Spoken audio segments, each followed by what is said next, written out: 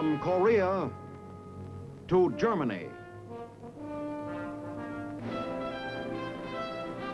From Alaska to Puerto Rico. All over the world, the United States Army is on the alert to defend our country, you, the American people, against aggression. This is The Big Picture, an official television report to the nation from the United States Army. Now, to show you part of the big picture, here is Sergeant James Mansfield. Welcome to The Big Picture. Today, we bring you the story of another famous infantry division, the 7th.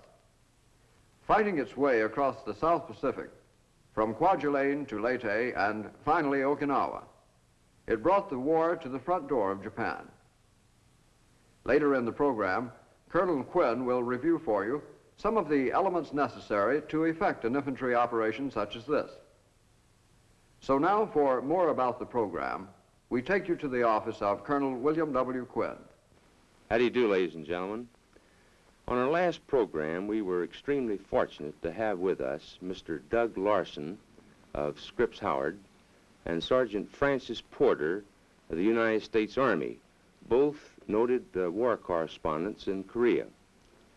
I'm sure that those of you who saw the program are convinced that, as I am, that press coverage of a combat unit increases its combat effectiveness and efficiency. There are other elements that have to do with this combat efficiency and effectiveness, and I'd like to discuss them with you later. But right now, let's look in on the 7th United States Division.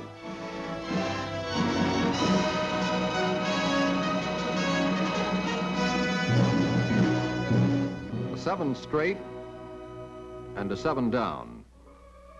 Black on red. The shoulder patch of the 7th Infantry Division. My outfit. They call us the Hourglass Division. You can see why. There's something else about an hourglass that fits the 7th. It's got sand in it. They say a guy with fighting guts has sand in his craw. The 7th has sand in its craw, all right. We proved that for certain. But in the fall of '42, the sand was mostly in our hair. We'd been training in California, and when Rommel began playing foxy in Africa, we got introduced to camel climate. When we left the desert training center, we needed a bath. We got it. Amphibious training off the California coast. Then it was up to Frisco for the Mediterranean cruise. But Africa was not our destination. Rommel was scampering for Tunis, and we were needed elsewhere. We shipped out in April of '43. The convoy went through the Golden Gate, took a sharp right turn, and aimed for the North Star. Ahead was Alaska, the Aleutians, and the Jap. Hirohito's little men had pried open the back door to America and were crawling over the Arctic Bridge, taking Kiska and Attu. We were supposed to slam that back door and lock it. Attu was first, way out on the bitter end of the Aleutian fog factory.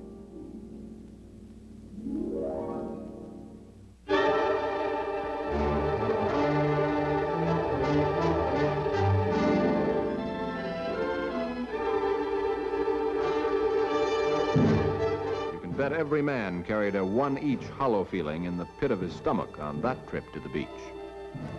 Our division commander was General Brown. The hourglass was turned. The sand was running through. The 7th had gone to war. We didn't know much about Attu. Most of the places on it were named later for our heroes. But the plan called for the main force to land on Blue Beach and push up Massacre Valley to Jarman Pass, where they'd meet the northern force working down from Red Beach above Holt's Bay. Then together, we'd go after the enemy around their main camp at Chichagof Harbor. The first wave got ashore at Blue Beach without any trouble.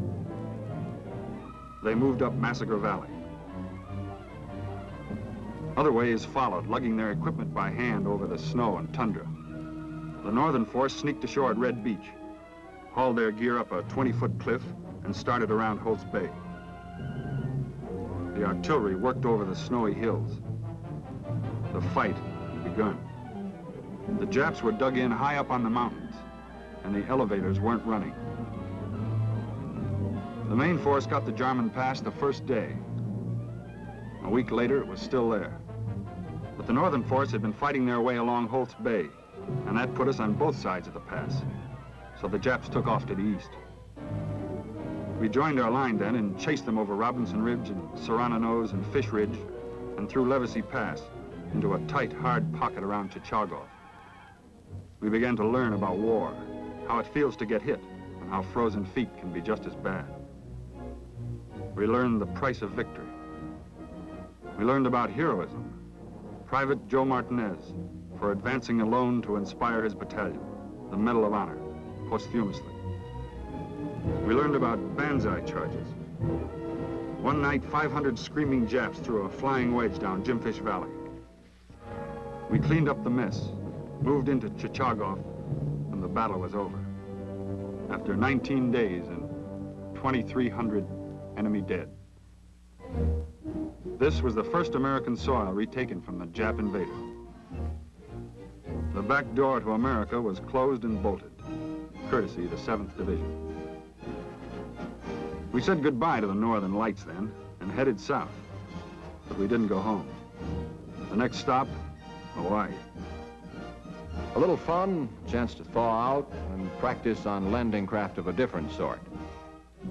Then some training that was guaranteed to teach you or else. We wanted this training, believe it or not, because on that too we'd learned what any Boy Scout can tell you. It pays to be prepared. But Uncle Sam was busy shopping for Pacific real estate at the end of '43, and some unwanted tenants had to be evicted, so the 7th Division packed its duffel and headed out to take possession. The address, Kwajalein Atoll, in the Marshall Islands. We had the southern loop of the atoll, including the island of Kwajalein. With the preliminary soften-up aimed at the main island, we pulled a sneak play to the weak side. On D-Day and the night before, we sent forces to capture the lightly defended outer islands. The strategy worked so well that the whole invasion was later called a near-perfect operation. By afternoon, we had commanded the channel into the central lagoon, and our artillery was setting up on Carson Island, getting the range on Kwajalein.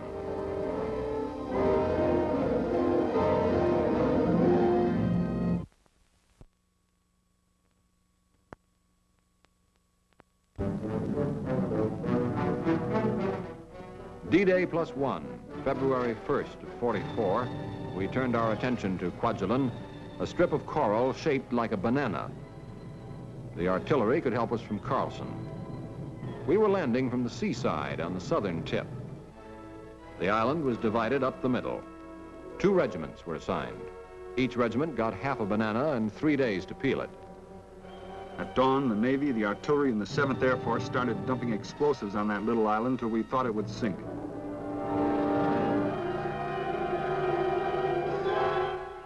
For the second time, the hourglass was turned. The 7th Division was moving in force.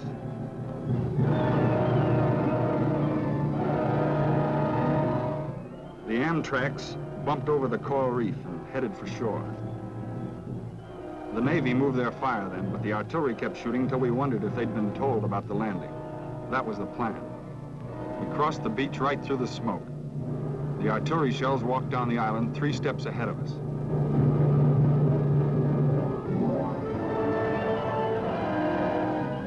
It was supposed to be jungle warfare, but the jungle had gone with the wind of the heavy bombardment. It was battle in 1,000 acres of city dump. In every pile of rubbish, a possible sniper. It was like taking pins out of a new shirt. There was always one left to stick you in the back. Tanks had rough going in the beat-up terrain.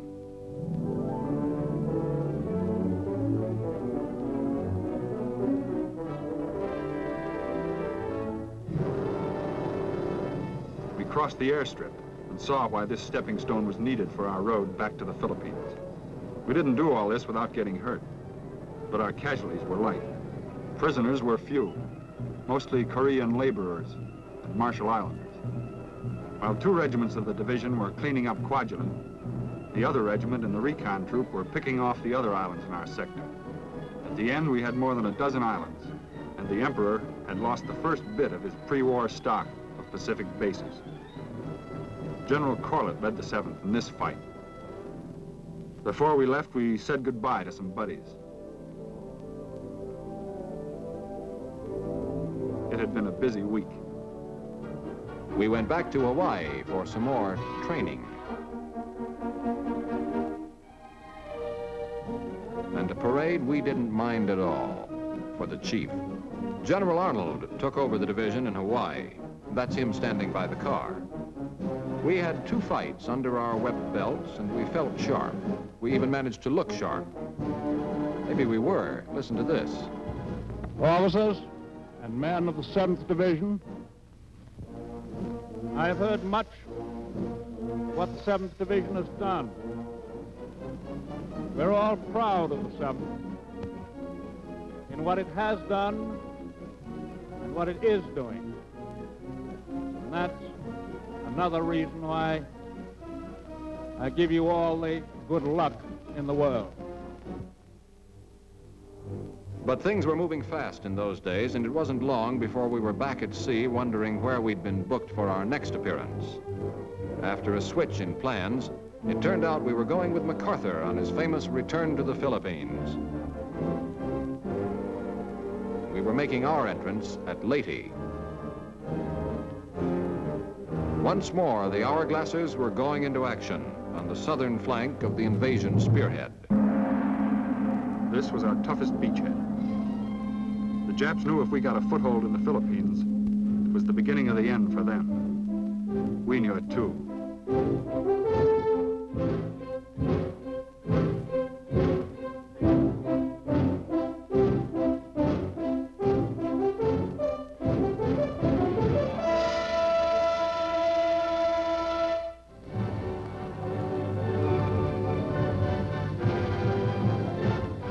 We pushed hard and broke through.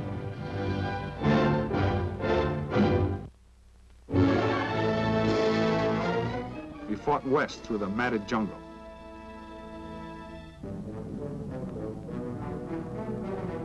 Took the airstrip and went into Dulag. Then on to Barawan, north to Dagami. Our first mission on Leyte was completed against the infamous Japanese 16th Division. The death march out of Bataan was their idea. This was lesson 3 in our study of world climates. Type jungle tropical, with hell and high water. We were liberators now, and in every town we got a reception. Even the animals were friendly. To cut off our important beach supply, the Jap made a desperate bid in Leyte Gulf. It was a close call, but our Navy landed a Sunday punch from which the Imperial fleet never recovered.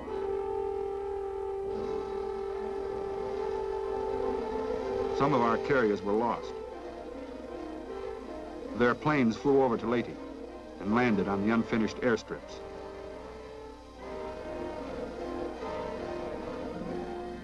Thanks to Navy men like this, our beach areas were secure. After Dagami, the 7th Division got orders to turn south, sweep the lower part of the island, and move to the west coast. Final objective, Ormond. Those were big orders. Skirting the central mountains, we pushed south to Abuyag, beating the Japs at their own game of hide and seek in the sloppy jungle.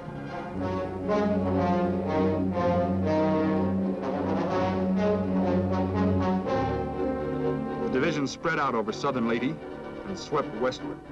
One regiment got the job of securing a jump-off point for the attack north to Ormond. Through continual rainstorms and across dozens of streams, their supplies came up from Bye-Bye. Through 9 days and nights of banzai charges, they held their area against superior Jap forces until the rest of the division could catch up.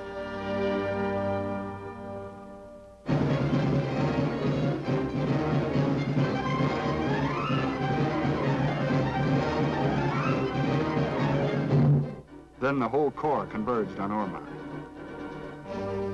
Another division landed from the sea and captured the town. We closed up the gap from the south and took over from them. We mopped up the west coast and the mountains to the east, cleared Valencia, Palapan, and the Comodi Islands nearby. That was the end of Leyte. All told, we'd covered 2,000 square miles of jungle and counted 15,000 dead Japs. That took us to the end of February, and less than a month later, we were back aboard ship and on the way to our next appointment. About the only place left to go in early 45 was Japan itself. We almost made it. Okinawa. This time, the hourglass was really turned. The 7th was going into its toughest fight. We were still with the 24th Corps, but now under the 10th Army. AM tanks and AM tracks brought the first waves ashore on the Hagushi beaches. It was April Fool's Day, but the Japs didn't pull any tricks. There was practically no opposition. We took the Kadena airstrip about one jump ahead of the engineers with their bulldozers and graders. Then we joined in the race across the island. We saw a few Japs, but they weren't in force. If they planned to fight, it looked like they'd choose their own time and place. We were invaders now, and the civilians couldn't be trusted.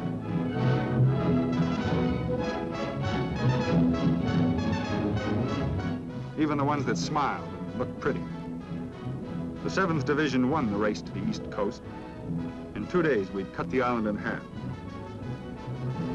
Then we turned south as the left flank of the advancing line. And the advancing got tougher. The Jap 32nd Army was going to make a stand, all right, and on their own terms. They were waiting for us in prepared positions.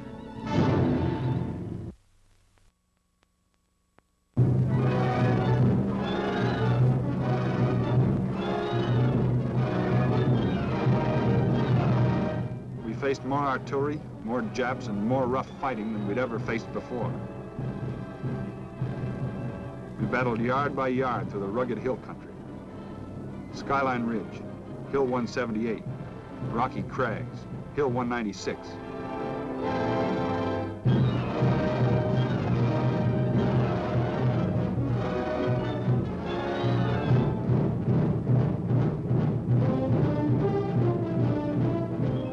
It was tough, dirty, and deadly. In 12 days of continuous attack, the 24th Corps smashed the Machinado-Oki line. But the worst was yet to come. We found ourselves up against the real backbone of the Okinawa defense. The Shuri line. Solid fortifications. Fancy cave systems. This would take some doing. The 10th Army began an all-out drive.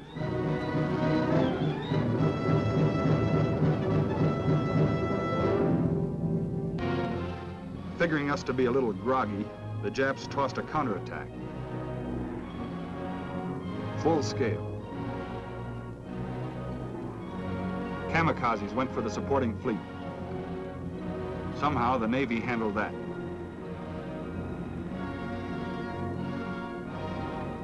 They launched attacks all down the line with artillery support. That hurt, but we took it. Their beach landings failed.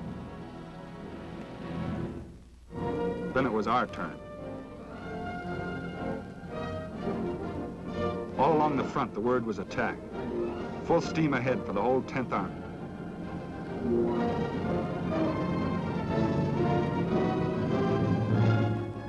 After 41 days of combat, the 7th was given a 10 days rest. We read up on stories of thrilling adventure and saw movies of Hedy Lamarr. To our cemetery came General Buckner, 10th Army commander, to pay his respects.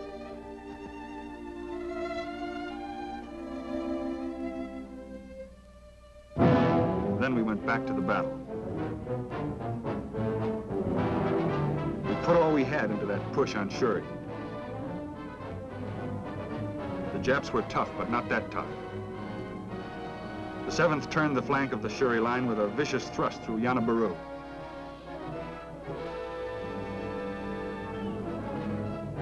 The line crumbled and the Japs retreated south. Yanabaru. The 7th Division passed this way.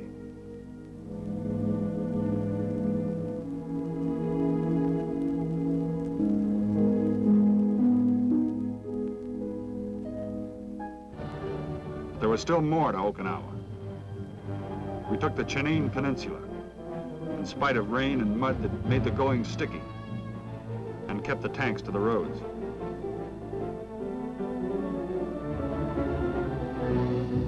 We slogged on and found a wall of cliffs. The Jeju Daki escarpment, honeycombed with caves. Flame tanks were good for those. The Japs had the top of that hill there, Hill 95. But this was the 7th Division. We ran a hose up the side, pumped napalm, and set it afire.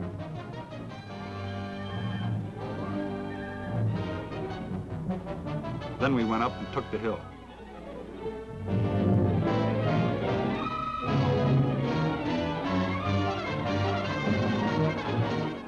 From there, we pushed south toward the last Jap stronghold at Mabuni.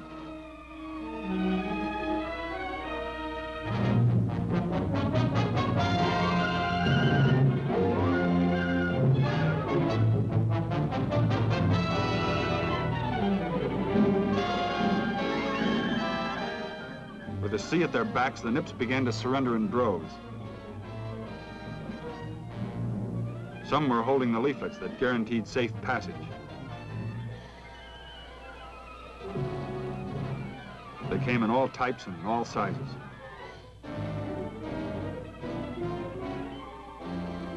With victory certain, General Buckner was killed, but his job had been done. Okinawa was ours. To take over the 10th Army then came Uncle Joe Stilwell, who had been our 1st Division commander. It was a nice time for reunion. Then suddenly the war was over. Celebration. But there was still another landing for the 7th to make, Korea. This time the reception was different. The Jap guns were loaded, but they weren't pointed at us. We hoped. We marched into Seoul to stand by at the surrender and do a little changing of flags. The sun shone brighter when they ran Old Glory up to the top of the pole. At the 38th parallel, they stationed the 7th to guard this outpost of freedom. We had won the privilege. 14,000 miles around the Pacific. Attu, Kwajalein, Leyte, Okinawa. 4 times they'd turned the hourglass. 4 beaches, 4 battles, 4 victories.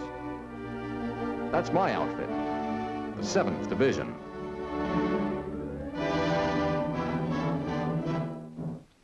I'd like to take a few minutes to discuss with you some of those elements which we discussed earlier, which make the man with the rifle a formidable person. The first of these, of course, has to do with training.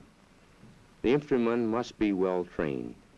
He must be in excellent physical condition, and he must have developed or learned those elements are those things which maintain for him his self-preservation in combat. The second element, of course, is one of leadership. Soldiers must have good leaders, and they, in turn, must be well trained. The third, but probably one of the more important elements, has to do with pride of unit. A pride of unit is a hard thing to explain, except that it means the outfit, and that men will do practically anything for the outfit and in battle when they feel that pride. I asked many of my men just why they did take hills, just why they did keep on going, and why they fought, and many other questions along that line. And this was their answer. First, the outfit. When men belong to a hard-hitting, close-knit military organization, there is a great feeling of mutual confidence. And as they stated, the outfit is the number one reason. 2, the buddy. Within a foxhole where two men are together and undergoing the same set of circumstances, there develops a very unusual relationship, one in which the ties are very close and in some instances greater than that of blood.